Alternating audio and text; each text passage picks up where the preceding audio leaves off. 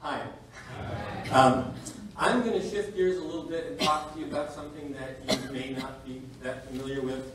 And I have a lot to say, and it's only 5 minutes, so I'm going to talk really fast. So listen carefully, and I'm going to show you some beautiful slides, so don't blink. Okay? Here we go. I want to talk to you about the most powerful force on Earth, and that is biology. And using nature's tools, particularly the power of native plants and many different forms of life, we can draw excess carbon down out of the atmosphere where it does a great deal of damage, as we know, and into the soils where it does worlds of good. When we revive biodiversity and nature's complex processes, we can restore the soil's ability to hold water, help prevent floods, droughts, fires, extreme weather. We can cool the surface of the earth. We can once again grow crops in areas desertified by human mismanagement. And by addressing scarcity, bring back local economics, food sovereignty, and social justice. Now that's quite a package deal, and nature brings it to us for free.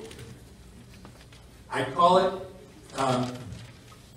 when we restore abundance and health, many other things fall into place.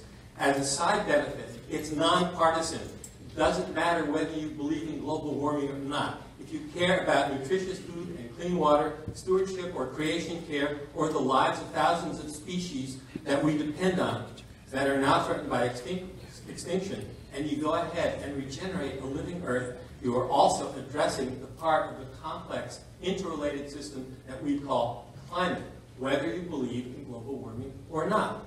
So I'm going to take you on a whirlwind tour to show you a few examples of how this works. It's very low tech. We already know how to do it in habitats around the world. It's inexpensive. And keep in mind that through photosynthesis, the green plants you see in these pictures are all built of carbon that's turned into sugars and is no longer in the atmosphere, and much of that carbon is stored safely in soils as biomolecules that can be stable for decades or hundreds of years. So this is rutted land in Slovakia. Those are erosion gullies, and with proper management of rainfall, they turn into hello. The black Turn it to that. That's that one. What do I do with this? Do I press something on here? Oh yes, big green button. Okay. That's 9 months, and of course there's a lot of rainfall, and the speed with which this happens depends on rainfall. But even if you get very little rain, it still works. So there's Zimbabwe, decades of mismanagement by poor grazing. With proper grazing, the way nature does it, 3 years later, it turns into that. There's Mexico, that's around 30 years ago. This is a man-made pool for watering cattle.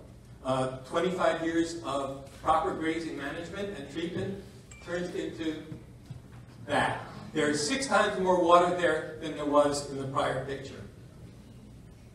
This is my former front yard, and it's 90 degrees out, ambient temperature. I took the temperature from under the bushes all across the lawn to the asphalt.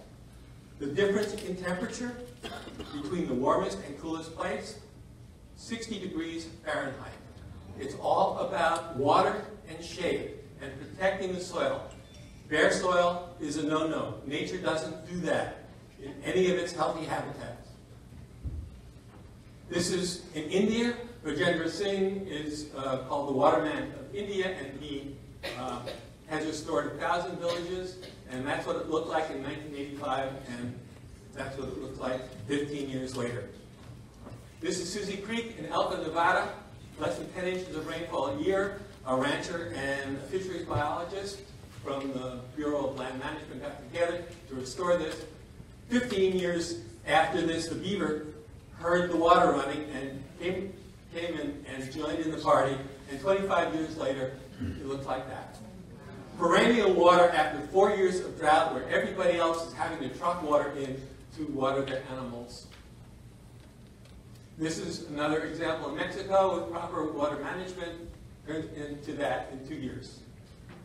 And this is work in the Amazon done by an anthropologist friend of ours. And this is very hard soil. They take sticks, poke the ground so that the water can come in, and a year later, early in the season, it turns into that, and later in the season, it looks like that. So this is what nature can do. All of that green stuff is carbon that was in the atmosphere. The roots are going down deeper and deeper and bringing those biomolecules to stable states and complexity that last and last and last. And finally, in Massachusetts, deep paving project, where people are cutting up the asphalt in their backyards, and of course we get 45 inches of rain a year, but a year later it turns into that. Nature is chomping at the bit to heal. All it needs is a little help from us. Without our help, it could take decades or centuries. We know how to put little pieces in place. It's cheap and easy. We know how to do it.